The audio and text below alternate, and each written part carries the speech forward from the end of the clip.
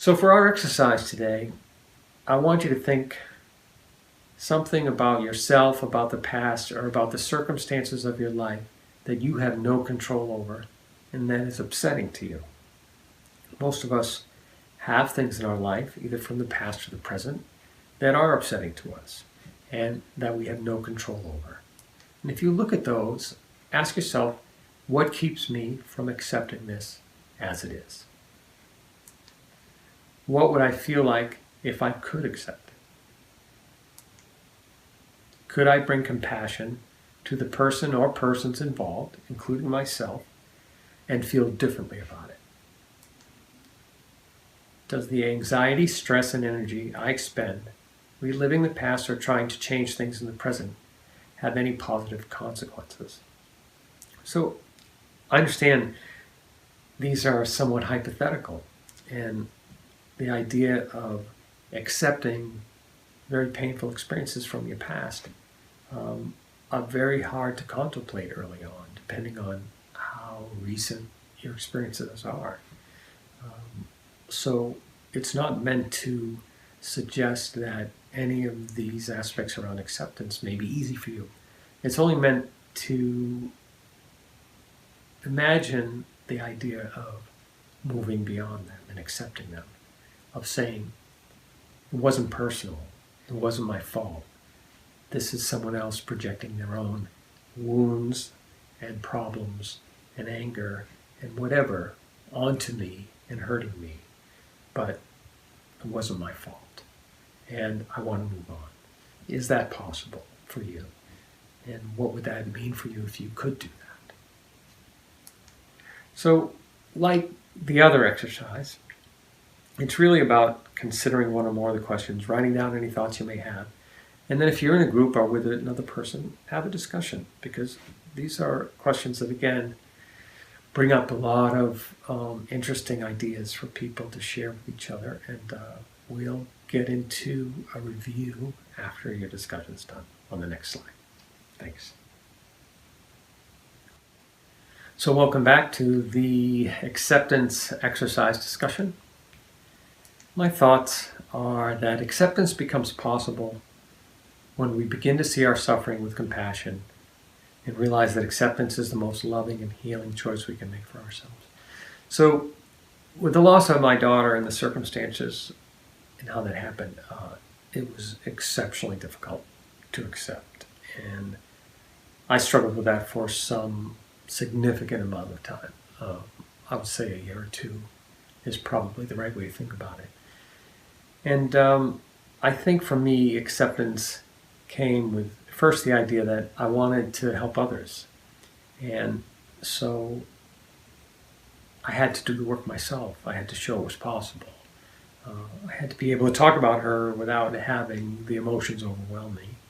I had to be able to show that I understood how it happened, and I'm more interested in preventing it for others who struggle, which is why I do this work, than I am ruminating on the past and letting it control me day to day. So, for me, acceptance was not only key to my own well-being and happiness, but it was key to doing this work to prove to myself it's even possible. Because honestly, I can't imagine anything more difficult to accept than what happened to me. I can't imagine, honestly, anything more painful. Losing my own life would have been much less painful. I know this. And so I feel like I'm on pretty solid ground telling you that acceptance is possible, and it really is because you do it for yourself, because you care for yourself, and you're not ready to give up on this life yet, and you think there's still something good you're here to do that you want to do. And so that's the best advice I can give you about acceptance. I do think it's possible, but it can take some time. When people harm us, it's not our fault. It's their fears, emotional wounds, and suffering that they put on us, they project it on us. And of course you see this in what happened to my daughter, you see this in the pain I've had in my life. I've always been the same good guy, but I've had a lot of tough experiences in my life, and at times I fought back against those experiences, and what I did wasn't necessarily so good, right? Because this is what we do when we feel like we're backed into a corner and we have to fight. But inside, I'm just saying we're all kind of in the same boat, like I may mention in the last session. And we harm each other because we feel harmed and wounded. And the way to change this is to change ourselves. When we start understanding and accepting ourselves, our own mistakes, and healing, we can offer that to someone else, and that's how this all works. There's no other way. And there's an important point I always like to make, that acceptance doesn't equal forgiveness, and that there's a good reason why we may hold things against those we have harmed, or that have harmed us, excuse me. So it's sort of a sensitive point, because a lot of people believe in forgiveness, and I think that's correct, and a lot of religions teach how important forgiveness is. And I also think that's correct. But we have to look at what is the nature of holding something against those who've harmed us. The reason humans have the amygdala and this fight, flight, or freeze response, and the reason we get stuck there is because we need to protect ourselves. And job one is to be safe and not to be harmed and not to have our lives taken, for example.